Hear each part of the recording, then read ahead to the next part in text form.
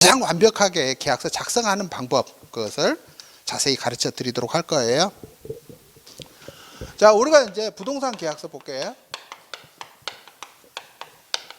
자, 부동산 계약서의 기본 구성 요소가 뭐냐예요. 구성 요소. 근데 요거를 알려면요, 계약서는 그냥 우리가 문서화하는 작업이죠.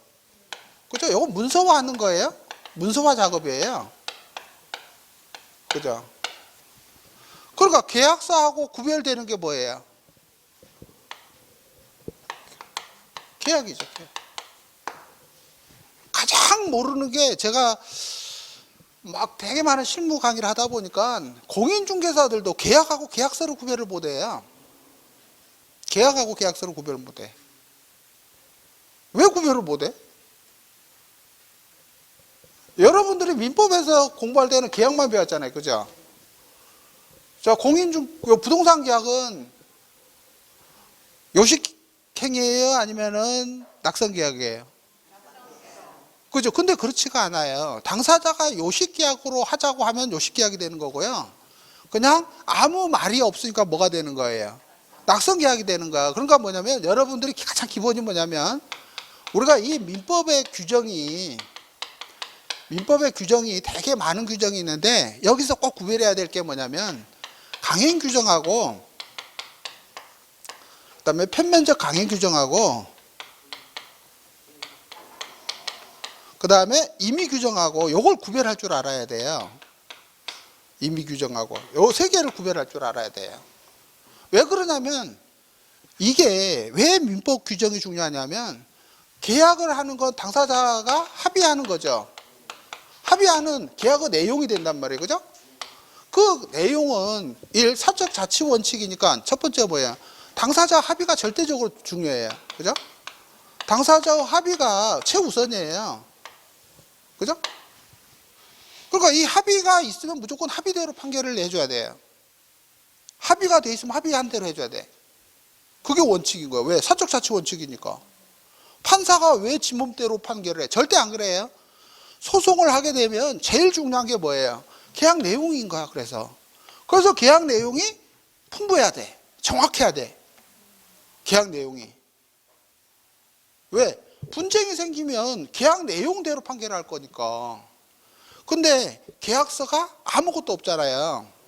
아무것도 없으니까 판사가 당사자의 의사 해석이라는 것을 통해서 당사자의 사이에 합의된 내용이 이럴 것이다 라고 추론해내는 과정을 거치는 거예요. 그걸 법률행위 해석이다 그래. 여러분들 민법에서 배운 의사표시 해석이라고 하는 거예요. 그걸 왜 한다? 계약서가 부실해서 하는 거예요. 그러면 저처럼 계약서가 10장 이렇게 된 계약서를 쓰는 사람은 절대로 그런 법률행위 해석을 할 필요가 없겠죠. 그죠? 그래서 가장 중요한 게 당사자 사이 이 합의한 내용이 제일 중요한 거예요. 자, 이거는 합의한 내용이 제일 우선인데, 그 내용이 강행 규정에 반하면 어떻게 된다고? 그 규정이 무효가 되는 거예요. 아시겠죠? 근데 그 규정이 편면적 강행 규정에 반하면 어떻게 된다고? 그거는 임차인한테 특히 불리할 때만 무효가 되는 거고, 임차인한테 유리하면 유효한 거야. 그죠? 그러니까 우리가 주택임대차보호법 이번에 갱신요구권이 생겼잖아요. 근데 갱신요구권을 포기하기로 했어. 특약으로. 자, 임차인은 갱신요구권을 포기하기로 한다. 그러면 그 특약은 무효예요? 유효예요? 그러면 어떻게 계약서를 만들어줘야 돼요? 내용을 갱신 요구권을 포기하는데 임차인한테 불리하지 않는 내용으로 바꿔주면 되죠. 그러는 거야. 그죠? 임의 규정은 당사자 합의가 우선하는 거니까 합의대로 해준단 말이에요. 이렇게. 그래서 여러분들이 계약에서 제일 중요한 건 계약의 내용을 만드는 과정이에요. 그러면 이 계약의 내용을 만들 때 가장 중요한 게 민법의 규정을 정확하게 이해를 하고 이 규정에 따라서 합의 내용을 바꿔줄 필요가 있는 거예요. 가장 대표적인 게 이런 거예요. 뭐냐면, 그 계약서에서 굉장히 중요한 게 자동해제 약관이야. 요 말 알죠? 자동해제 약관. 우리가 이제 실권 약관이라고도 하죠. 요 이야기는 뭐냐면 당사자가 채무 불이행이 있을 때는 통보 없이 즉시 본계약은 해제된 것으로 한다. 이렇게 해버리는 거잖아요. 그죠? 자, 자동해제 약관이 중도금에 붙었다. 중도금에 자동해제 약관을 붙였다. 유효다, 무효다?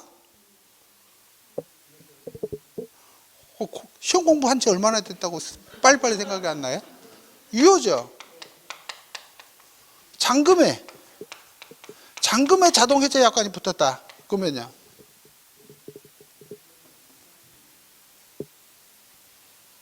혹시 민법 누구한테 배웠어요? 유효야? 근데 어떻게 합격했지? 무효죠. 판례가 이거 무효잖아요. 요거 판례예요, 판례. 요건 판례가 유효인 거고, 왜? 사적자치 원칙에 의해서 유효인 거야, 요건. 여기는 무효예요. 왜 무효예요? 그렇죠. 잔금에는 동시행 항변권이라는 게 있는데 아무런 이유 없이 동시행 항변권을 박탈하는 거잖아. 그죠? 그래서 무효라고 한 거예요. 그러면 여러분들이 공부할 때는 어떻게 해야 돼?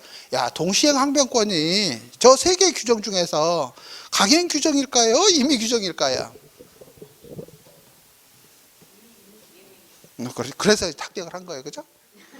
임의 규정이니까 내가 적용을 배제할 수 있다, 없다? 있다. 그러니까 잔금에서 자동해제 약관을 붙이는데 뭘 붙여요? 동시행 항변권을 포기하고, 그죠? 항변권을 포기한다라는 글자를 넣어주면, 그러면 자동해제 약관이 잔금에 붙어도 유효한 거죠. 그래서 판례 공부를 이렇게 하는 거예요. 그러니까 모든 민법에 나와 있는 판례는 기본적으로 임의 규정에 관한 판례는요, 계약서에 그 내용이 없기 때문에 판결이 나온 거고, 계약서에 다른 합의가 있으면 내용은 다 바뀌는 거예요. 그죠? 그렇잖아요. 그러니까 계약에서 가장 중요한 게 뭐예요? 그죠? 계약 내용이야, 계약 내용. 근데 이 계약서에 보면 이 내용이 하나도 없단 말이에요. 이 내용은 누구가 하는 거예요? 당사자 중에서 누가? 법률행위자지. 아까 권리능력자가 아니란 말이에요. 매매계약은 채권행위니까. 그죠? 그래서 첫 번째가 이렇게 권리변동의 주체하고 법률행위자하고 구별할 줄을 알아야 돼요. 이게 기본이에요. 가장 기본이. 여기에 따라서 나중에 이 부동산 계약서 구성 중에서 구성이 제일 중요한 게 목적무릎 표시예요. 목적무릎 표시를 하는 거고, 두 번째는 권리변동의 주체를 하는 거예요. 쓰는 거예요. 권리변동의 주체를 표시하는 거고, 그 다음에 세 번째는 당연히 뭐예요? 거래 대금을 표시하는 거고, 자, 네 번째는 계약 당사자를 표시하는 거고, 이 사람들이 합의한 게 뭐예요? 계약 내용을 이렇게 쓰는 거거든요. 요게 계약서의 기본 구조예요. 요게. 근데 당연히 부동산 계약은 특정물이잖아요. 그래서 특정물 채권 채무, 그 다음에 대금, 매매 대금은 금전이잖아요. 그러니까 금전 채권에 관한 부분, 이런 것들이 다 적용되는 거예요. 그러면 계약 내용이라는 것은 당연히 뭐예요? 양 당사자의 모든 의무 형태로, 그죠? 의무 형태로 다 만들어지겠지. 계약서 내용은, 그죠? 왜냐면 매도인은 소유권을 이전하고 매수인은 대금을 지급하고 다 의무 형태로만 하잖아요. 그러니까 권리는 없고 다 뭘로만 쓴다? 의무 형태로만 이렇게 만들어지는 거예요. 요 의무 형태로만. 그죠? 그래서 이 계약 내용이 만들어진데, 그 계약 내용을 이해를 하려면 그걸 누가 한다? 법률행위자가 한다. 그죠? 법률행위자가 계약을 하는 거예요. 자, 그래서 이 사람이 계약을 할 때는 당연히 뭐예요? 저 계약이 성립 요건을 다 갖춰야 되고, 그죠? 두 번째, 유효 요건을 다 갖춰야 되겠죠? 성립 요건, 유효 요건 다 갖춰야 되고, 그 다음에 이 계약의 효력이 직접 발생을 하면 안 되니까 부관이라는 걸 이렇게 붙이게 되는 거예요. 그래서 이제 계약을 잘 하는 사람은 이 조건을 많이 붙이는 거야. 요거예요. 그래서 조건부 계약을 되게 많이 쓰는 거거든요. 그러니까 법률행위자가 계약을 할 때 여기서 유효, 무효, 취소 사유를 여기서 다 걸르는 거거든요. 여기서요. 자, 성립 요건에서 요걸 뭐예요? 요식행위를 할 수도 있는 거예요. 우리는 이 계약서의 서명 날인을 한 때로부터 이 법률 계약의 효력이 발생하기로 한다. 이렇게 하면 그냥 요식행위가 되는 거예요. 그런 것들이 없다 보니까 뭐 하는 거예요? 낙선계약이라고만 자꾸 알고 있는 것이지. 근데 아까처럼 이 계약이 낙선계약이다 또는 뭐 그 요식행위다라고 할 때 그게 강행규정이에요? 임의규정이에요? 그렇죠. 왜냐하면 강행규정으로 되어 있는 건 무조건 계약서를 써야 되는 거예요. 그게 농지임대차 계약이에요. 농지임대차 계약은 반드시 서면으로 하도록 되어 있거든요. 그러니까 유언도 마찬가지잖아요. 그런 건 서면으로 해야 되는 건 강행규정이에요. 그 외에는 임의규정이거든요. 그러니까 당사자가 계약의 효력을 어떻게 발생하도록 할 거냐라는 거예요. 자, 이 사람이 계약 내용을 하게 되는데, 자, 무슨 내용에 대해서 합의를 할지 그 내용을 찾아내려면 그 전제 조건이 뭐예요?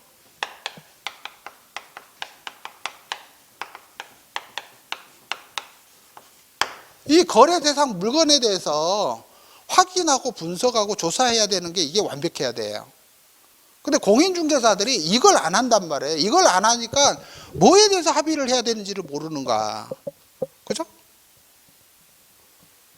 이런 거, 저번에 이제 그 부천에서 일어난 사건인데, 아파트 매매인데, 매수인은 집을 탁 둘러보니까 마음에 들어요. 그 중에 제일 마음에 드는 게 뭐냐면, 인덕션이 제일 마음에 드는 거야. 왜? 인덕션이 제일 고급스러운 인덕션을 설치해 놓은 거거든요. 그러니까 매수자는 기분이 너무 좋은 거야. 야, 드디어 인덕션 그냥 공짜로, 그죠? 생겼다. 그래서 계약을 덜컥 한 거예요. 그래서 잔금 치르고 이사한 날 딱 갔더니 인덕션이 있어요? 없어졌어요? 없어졌어. 그럼 인덕션 어떻게 할 거예요? 인덕션. 자, 그 인덕션이 여러분들이 민법에서 어디 부분에 해당될까요? 담보 책임?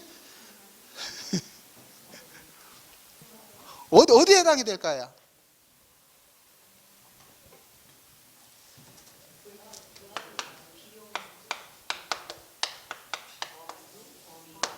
여기 해당이 되는 거야, 여기 해당이 되는 거야. 근데 목적물의 범위에 대해서 부동산 표시만 했고 아무 표시가 없잖아. 그죠? 그 범위 한번 살펴볼게요. 첫 번째, 자, 아파트니까 우리가 이제 건물은 당연히 포함이 되죠. 이 건물 중에서 전용 부분 포함이 될 거고, 그 다음에 주거 공용 부분 포함이 될 거고, 자, 그 다음에 나머지 일반 공용 부분은 주거 공용까지는 들어가고, 일반 공용 부분은 당연히 포함이 안 되는 거잖아요. 거래 대상이 아니잖아. 그렇죠? 자, 그러니까 건물은 어디까지만 들어가요? 자, 그 다음에 토지는 어디까지 들어가요? 그죠? 그러니까 이 건물이 대지권이 있다고 항상 생각하면 안 되는 거예요. 아파트 중에 대지권이 없는 것도 되게 많아. 그러니까 당연히 요게 대지권 등록이 되어 있다. 그죠? 등록이 되어 있다 그러면 이 토지는 이 건물에 뭐예요? 종물이라는 거죠. 그죠? 그러니까 요거는 민법에 그렇게 돼 있잖아. 종물은 주물의 처분에 따른다. 이렇게 돼 있잖아요. 그러니까 매매 계약서에 아무런 표시가 없다 하더라도 이건 당연히 포함이 되는 거야. 그래서 아파트 매매 계약서를 쓰실 때는 건물 등기부 등본에 소유권 변동이 있으면 대지권은 당연히 따라서 소유권 변동이 있는 걸로 보는 거예요. 그게 어디에 있다? 민법의 종물에 관한 규정에 있다. 이런 이야기죠. 자, 그런데 이제 건물 나왔고 토지 나왔어요. 그럼 아까 이제 인덕션은 어떻게 되는 거예요? 인덕션은 부속물이에요, 부합물이에요?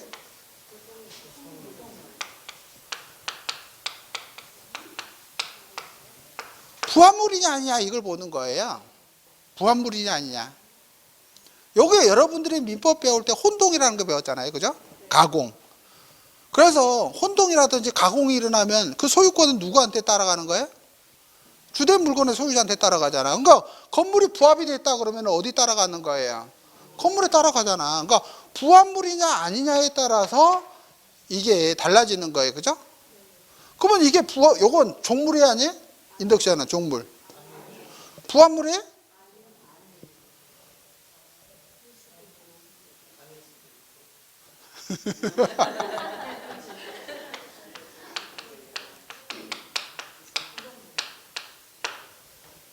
그러니까 부속물은 여러분들이 이제 민법 임대차 공부할 때 배웠잖아요. 근데 그게 그런 개념이 아니에요. 부속물은 독립성이 있는 거야. 그죠?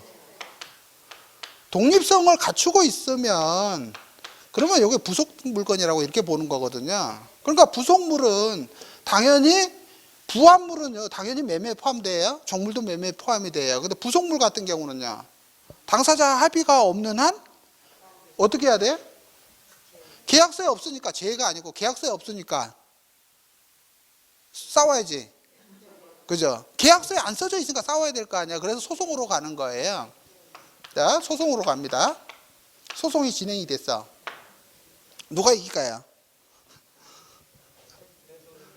항상 이제 이게 핵심인 거야.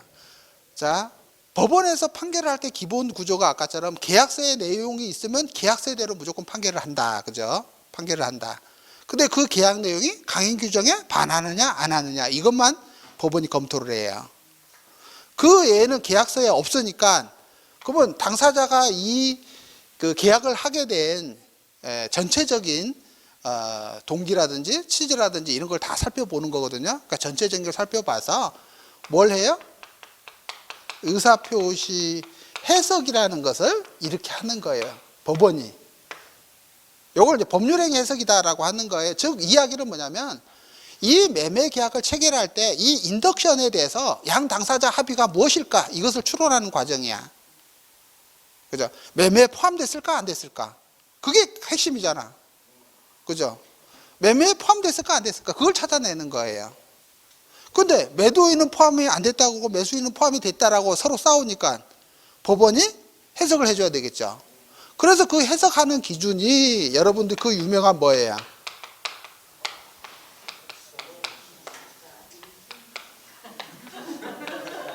야, 여기에 들어오는 거야, 이게.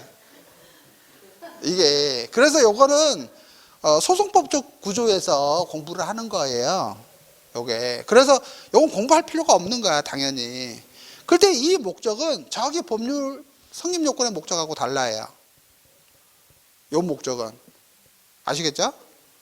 요 목적은 이 매매 계약을 체결하게 된 전체적인 동기, 취지 이런 거에 따라서 판단을 하는 거예요. 그러니까 아파트 매매를 할 때 인덕션이 포함이 될까 안 될까 이런 거거든요. 그럼 당연히 포함될 때도 있고 안 될 때도 있잖아. 그럼 당사자는 목적이 어떻게 돼요? 다르잖아. 그러니까 이걸로는 해결할 수가 없어. 그죠? 그죠? 그러니까 두 번째, 야, 부동산 매매할 때 인덕션 어떻게 하더라? 그죠? 어떤 사람은 주고 어떤 사람은 가져가고 그러잖아. 그러니까 사실은 관습이 없잖아. 그죠? 그러니까 이걸로도 안 되는 거예요. 그러니까 세 번째 판사가, 야, 그러면 임의법규. 여기는 임의법규는 무슨 법규예요? 여기서 임의법규는. 이제 이런 데서 이제 여러분들이 막히는 거예요. 왜 실무는 이게 민법인 거예요, 민법. 민법은 가장 대표적인 임의법규예요.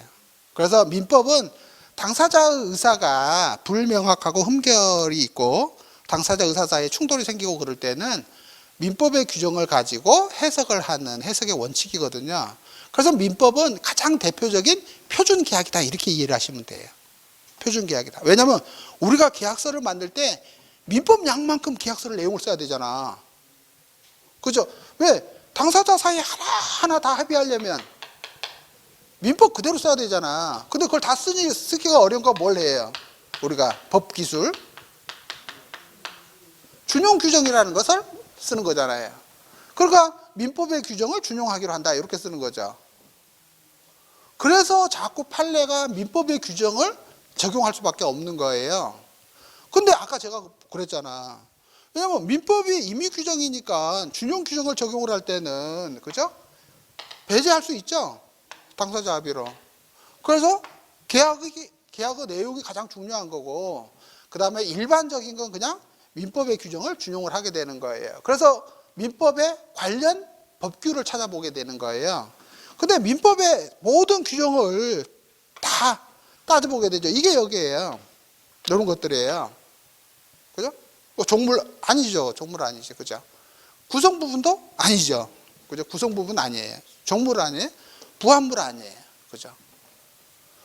자, 그러니까 뭐예요? 저건 개별 동산이거든. 그죠? 개별 동산이에요.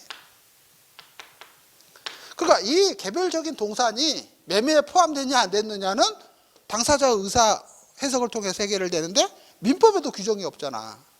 근데 실제로는 민법 갖고 해결이 안 되는 거예요. 왜? 서로 싸우니까. 그러니까 어떻게 가는 거야? 판사 맘대로 하는 거지. 신인성실이라는 건 항상 뭐다? 판사 지 맘대로 하는 거다. 그죠? 기소 독점주의는 뭐다? 검사 지 맘대로 하는 거다. 얼마나 좋아요. 근데 헌법과 법률에 의하지 않고는 탄핵을 당하지 않아. 그러니까 나쁜 짓을 해도 처벌할 사람이 없는 거야. 그래서 그 좋은 직업이 검사하고 판사라는 거예요. 그죠? 얼마나 좋아요. 멋있지? 왜냐면 아무리 나쁜 짓을 하더라도 검사 계속 해먹을 수 있는 거고 판사 계속 해먹을 수 있는 거예요. 그런데 저는 정치적인 색깔이 아니고 그 나쁜 짓 한 놈들을 되게 싫어하거든요. 그러니까 옛날에 완도에 글자도 모르는 일가족 간첩단으로 만들어가지고 남편을 사형시킨 놈이 있어. 판사가 결국, 판사는요, 검찰들이 조작했다는 거 다 알 거 아니에요. 그죠? 근데 눈을 감아주고 사형을 시켜버렸어. 그죠? 우리 저 박기인 교수님 완도 살죠? 그 완도에서 그런, 아무것도 모르는 어부가 일가족 간첩단 사건으로 엮이게 된 거예요. 그래서 이제 남편은 사형을 하고 가족들은 이제 징역을 살게 되고 나중에 이제 만기 출소를 하게 돼. 그 판결 내려준 사람이 누구예요? 그렇게 판결 내려주면 그 다음에 어디로 가요? 그 다음에 어디 가요? 국회의원으로 가는 거야. 왜? 일조해줬잖아. 그러니까 국회의원으로 가는 거예요. 어느 국회, 민주당으로 갈까요? 옛날에 한나라당으로 갈까요? 옛날에 한나라당으로 갔겠죠, 그죠? 그래서 그게 여상규라고 하는 그 국회의원, 법사위원장 했던 놈이에요. 그게 이번에 이제 완전히 이제 자기가 했던 죄과가 드러나니까 더 이상 출마 안 하고 그냥 사퇴하고 말았죠, 그죠? 근데 그 사람들 처벌 받았어요, 안 받았어요? 안 받는가? 그러니까 대한민국에서 검사하고 판사는 어느 누구도 터치를 못하게끔 돼 있는 거예요. 왜냐면 검사가 기소를 안 해버리면, 그러니까 우리 행정 막 중개업을 했어. 민원이 들어왔어. 근데 지적과의 공무원, 그 지적과 공무원이 내가 제일 친한 사람이야. 그러면 그 사람이 민원이 들어왔으니까 민원 불수리 처리를 처분해버렸다. 그럼 아무런 문제 안 생기죠. 그죠? 근데 불수리 처리하면 얘가 신문고고 어디 가서 막 할 거 아니야. 그러니까 겁이 나니까 어떻게 해야 돼요? 무조건 민원 들어온 대로 처리를 해버려야 되겠죠. 그리고 자기는 손 털어버리는 거예요. 그러니까 중개 실무에서 가장 중요한 게 뭐냐면 민원이 들어가면 끝까지 간다 이거예요. 끝까지. 권리 구제는 내가 받아야 돼요. 공무원들은 민원이 무섭기 때문에 무조건 행정처분 해버리는 거야. 자, 여기서 제가 이 사건 중에서 하나가 생긴 게 엊그제 일어난 사건이 뭐냐면 이 집이 A하고 B하고 공동 소유예요. 요걸 C한테 임대차 계약을 할 거예요. 자, 임대차 계약을 하려면 자, A, B 두 사람이 와야 돼요? 한 사람만 와도 돼요? 그건 이제 지분 관계에 따라 다르잖아, 그죠? 그래서 여러분들이 나중에 공동으로 집을 살 때는 꼭 51대 49 이렇게 해줘야 돼. 이게 왜 그래요? 지분의 과반수 때문에 그래. 요즘에 제가 되게 기분 좋은 게 뭐냐면 등기부에 이렇게 된 게 많아요. 그래서 이 사람은 집에 있는 사람이고 이 사람 밖에 있는 사람이죠. 그러니까 이 사람 혼자서도 유효하게 계약을 체결할 수 있는 거야. 근데 옛날에는 이렇게 안 하고 2분의 1이죠, 그죠? 2분의 1이니까 한 사람으로는 안 돼. 그러니까 A, B가 오든지, 그죠? A가 오고 B의 대리인 A 이렇게 해서 계약서를 이렇게 작성해야 되겠죠? 그래서 이렇게 작성을 하게 된 거예요. 요걸 이렇게 작성을 하려면 그러면 당연히 A는 B로부터 대리권을 받아야 되겠지, 그죠? 근데 대리권 입증 서류가 없어. 대리권 입증 서류가 없어. 그러면 얘 뭐예요? 이거는 무권 대리가 되는 거잖아, 그죠? 무권 대리가 되는 거예요. 자, 그래서 임대차 계약서를 체결했어. 그럼 이 임대차 계약서는 유효할까요? 무효일까? 그죠? 당연히 유효한 거예요, 그죠? 유효한 거예요. 무권 대리가 작성한 계약서도 유효한 거야, 그죠? 다만 이 계약은 누구한테 효력이 없어? B한테 효력이 없는 거예요. 그러면 요거는 실무상 어떻게 적용되냐면 나중에 C가 보증금 반환 청구 소송을 할 때 보증금 줘. 그러니까 A가 자기 집은 2분의 1만 주고 나머지를 안 준단 말이에요. 그러니까 C가 B한테 달라고 할 수 있느냐 이 이야기잖아요. 할 수가 없죠. 그죠? 마찬가지예요. 그러니까 여러분들이 지분의 이제 관리 행위는 공동 소유일 때 관리 행위는 지분의 과반수가 필요하다라고 되어 있는데 그거는 이 계약의 유효성 여부만 따지는 거예요. 그러니까 B한테는 유효하지 않죠. 그죠? 계약서는 유효한데 효력이 발생하지 않아, B한테. 근데 A가 능력이 없어. 그죠? 그러면 C는 이 사람한테 받을 수가 없잖아요. 그래서 이런 문제가 생기니까 이걸 피해 가려면 당연히 어떻게 해야 돼요? 공인중개사는 이 C한테 무권 대리라는 것을 알려만 주면 돼요. 확인 설명해 주면 돼. 그죠? 왜? 나중에 우리가 책임을 안 지려면 얘가 무권 대리임을 알았다라고만 하면 되잖아요. 그게 확인 설명 의무야. 확인 설명 의무는 완벽하게 해주는 게 아니라 우리는 알려줄 것만 다 알려주면 돼요. 그러면 얘가 계약을 하고 안 하고는 지가 알아서 하는 거지. 그죠? 자, 무권 대리라는 거고, 그래서 나중에 B에 뭐가 필요해요? 추인이 필요하죠. 그죠? 추인을 하면 소급해서 효력이 발생을 하니까. 그죠? 추인이 필요해. 그러면 계약을 체결해 놓고 나중에 B한테 추인을 받았어요. 그죠? 그러면 여기까지는 뭐예요? 계약은 유효하게 성립을 한 거지. 그죠? 성립을 한 거죠. 근데 B가 추인을 하면서 내가 나중에 서명 날인을 가서 하겠다.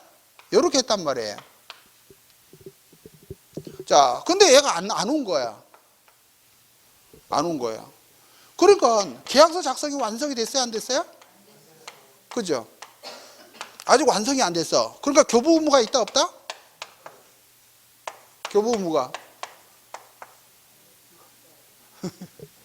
그래서 아까 제가 처음에 계약서라는 거하고 계약하고 다르다 그랬잖아요. 그죠? 계약서는 뭐다? 계약의 내용을 문서화하는 작업이다 그랬잖아. 그러니까 계약서 작성이 완성이 안 된 거예요. 완성이. 그죠? 완성이 안 됐으니까 교부 의무가 없잖아. 그죠? 근데 공무원이 얘가 민원을 제기하니까 계약서 미교부, 확인설명서 미교부로 업무정지 6개월 처분을 때린 거예요. 업무정지 6개월. 요게 적법한 처분이야 이거죠? 이게 적법한 처분이 아니라는 걸 이렇게 알려면 계약이라는 거하고 계약서 작성이라는 거 다른데, 그죠? 요거는 계약에서는 우리가 확인설명 의무, 설명 의무고 요게 뭐예요? 과태료 처분이잖아. 그죠? 요거는요, 미작성 미교부는 업무정지 처분이잖아요. 그죠? 근데 완성이 안 됐는데 나한테 왜 교부 의무가 있다라고 해서 부당한 행정처분을 했느냐. 이렇게 하면 당연히 공무원이 저희가 잘못했습니다. 미안합니다. 이렇게 해줘야 될 거 아니야. 근데 공무원들은 절대 안 그래. 우리 그런 거 몰라요. 그죠? 그리고 또 업무정지 6개월 처분을 한단 말이에요. 그럼 그 다음에 어떻게 해야 돼? 그 다음에 행정심판 해야지. 그죠? 행정심판하면 이길까요? 질까요? 우리나라 뭐 개는 가재편이에요? 가재는 개편이에요? 그러면 그 다음에 어떻게 해야 돼요?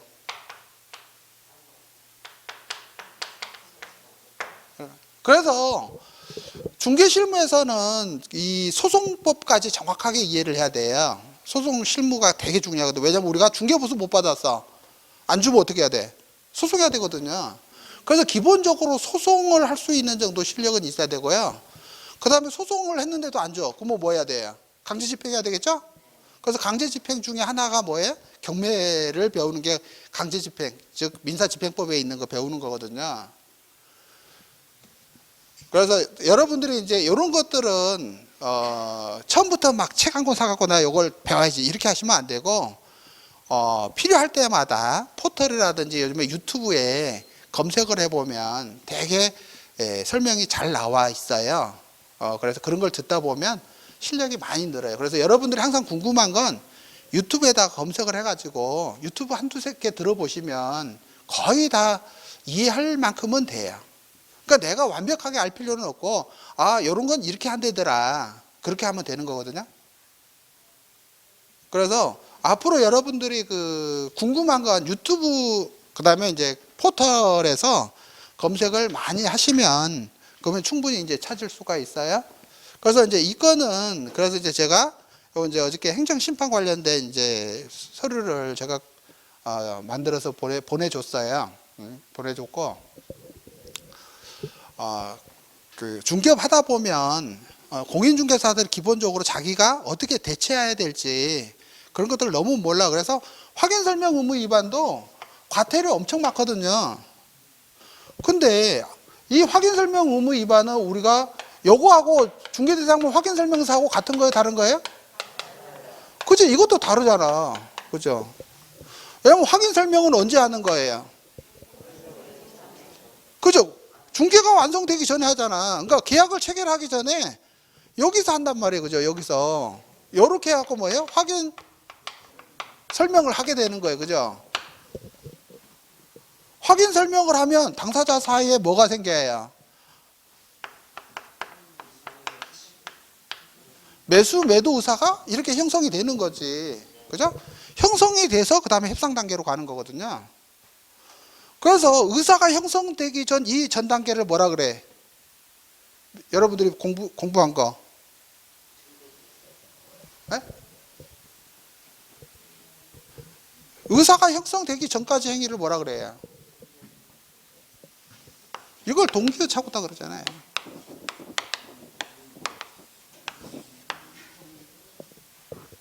이건 동기잖아, 동기. 아시겠어요? 그러니까 우리가 확인 설명하는 건 동기예요. 동기예요. 그리고 그게 정확하게 되면 의사가 형성되는데 확인 설명을 잘못하면 의사 형성에 하자가 있는 거죠. 아직 의사 표시는 저기 있잖아. 의사 표시는 저기잖아. 여기 의사 표시는 여기 와서 하는 거니까. 의사 형성의 하자가 생기는 걸 뭐라 그런다? 우리가 확인 설명과 관련된 파트다 이렇게 보는 거예요. 그래서 당연히 이 동기는 상대방한테 표시된 건 효력이 있을 거고, 그죠? 상대방으로부터 유발된 건 당연히 의사표시 내용으로 포함이 되는 거잖아요. 이런 것들을 활용해서 나중에 소송을 하는 거거든요. 기본적으로. 그래서 이 확인 설명을 하기 위한 이 전 단계가 물건 조사 분석 단계예요. 자, 여기서 이제 가장 대표적인 게 첫 번째 물건. 그죠? 이 물건에 대해서 조사 분석을 완벽하게 해야 되잖아. 자, 그러려면 공적장부 첫 번째 등기사항 증명서. 그죠? 두 번째 뭐예요? 대장, 그죠? 대장. 건축물 대장하고 토지 대장. 자, 건축물 대장은 절대적으로 필요한 게 현황도면. 요거 꼭 아세요. 현황도면 또는 평면도면. 토지는 무조건 지적도, 임야도. 여기까지예요. 그 다음에 세 번째가 토지용 계획 확인서, 그죠?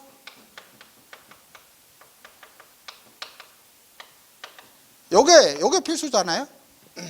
요게 필수. 그러니까 요 서류는 무조건 있어야 되는 거예요. 요 서류는 무조건 있어야 돼. 모든 중개에서. 등기사항증명서, 이게 굉장히 어려워요. 사람들이 되게 쉽다고 하는데, 이 등기사항증명서가 아까 뭐예요? 요게 등기 원인 분석이거든. 현재 소유자가, 요건 뭐예요? 공부상 소유자잖아. 그죠? 얘는 공부상 소유자일 뿐이에요. 이 소유자가 어떻게 생겼는지 알아요? 몰라요? 몰라. 그게 문제야, 실무에서. 요 집에, 요 아파트에 A라는 사람이 등기부상 소유자라고 돼 있어. 그죠? 요 사람이 어떻게 생겼어요? 이 사람 어떻게 생겼어요? 모르잖아. 근데 그 집에 소유자라고 어떻게 단언해요?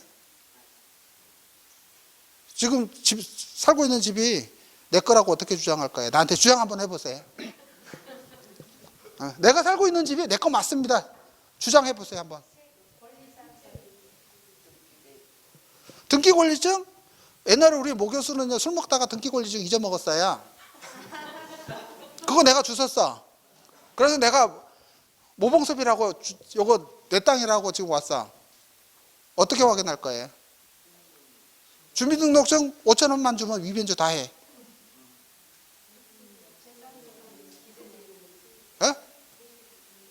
아니, 등기부에 소유자가 공부상 소유자 돼 있잖아. 등기부상 소유자로 돼 있잖아, A가. 이 A가 어떻게 생겼는지 모르잖아, 이게. 이게 핵심인 거예요. 이게. 아까 등기부상 소유자가 취득 원인이 뭐냐? 취득 원인이 뭐냐? 이건 또 다른 거예요. 아까 이 사람이 상속으로 취득했는데 상속 결격자였잖아. 그럼 이 사람이 적법한 소유자가 아니었죠. 근데 취득 원인이 지금 적법해. 그래서 공부상 소유자가 확실히 소유자인 건 맞아. 근데 얘가 어떻게 생겼냐고. 어떻게 중개하실 거예요? 요거 어떻게 중개하실 거예요? 그래서 문제예요. 그래서 그걸 그냥 믿고 하는 거야. 믿고. 아시겠죠? 뭘 또 네예요. 그러면 안 되지. 안 되는 거예요. 그래서 여러분들이 아까 내가 1,000만 원을 받으면서 상대방이 고맙다고 이야기를 하려면 항상 매수인한테 이 설명을 해줘야 돼요. 아, 이분이 공부상 소유자인데 공부상 등기부상으로는 이 사람이 누군지를 알 수가 없다. 그죠? 그래서 이 A가 공부상 소유자하고 일치해야 돼. 그죠? 동일해야 되잖아. 이걸 뭘로 확인해 줄 거냐 이거거든요. 이걸. 시간 거의 다 됐네. 요건 막 쉬는 시간에 떠들어 보시고요. 답변이 나오면 그 다음에 진도가 나가고, 답변이 안 나오면. 자, 진짜 머리 싸면서 고민해 보세요. 잠시 쉬었다가 하겠습니다. 아까 분명히 제가 힌트 줬어요.